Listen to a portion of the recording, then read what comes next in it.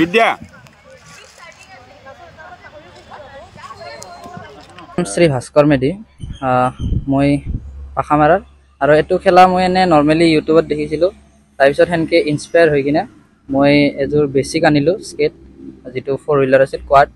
তাৰপিছত সেনেকৈ এতিয়া আপগ্ৰেড কৰি কৰি মোটামুটি 2 বছৰমান হেৰি কৰি কিনে মই হেৰি কৰিলোঁ ইনলাইনত শিফ্ট কৰিলোঁ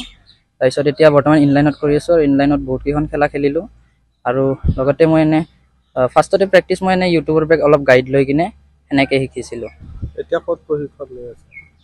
এতিয়া মই গুৱাহাটীত গৈ আছোঁ অমৃত উদ্যান বুলি এখন জেগা আছে হেংৰাবাৰীত তাতে ট্ৰেক এখন আছে গুৱাহাটীৰ আৰু এখন পাঞ্জাবাৰীতো আছে কেতিয়াবা তাতেও কৰোঁ ল'ৰাটোতো যদিও আমাৰ ঔৰসত জন্ম হৈছে কিন্তু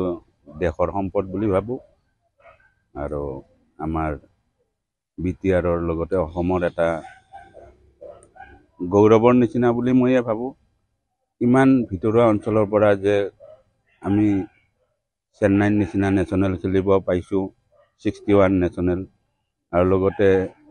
অপেন নেশ্যনেল এখনো খেলি আহিছে তাতেও ডিছকুৱালিফাই হোৱা নাই তাৰমানে টেলেণ্টখিনি থকা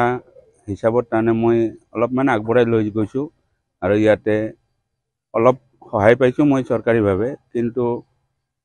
সেইখিনিয়ে যত পৰামষ্টি হোৱা নাই এতিয়া পৰৱৰ্তী সময়ত আৰু এখন স্কুল গেমছ আহি আছে নেশ্যনেল স্কুল গেমছ সেইখনৰ কাৰণে ইতিমধ্যে চিলেকশ্যন হৈছে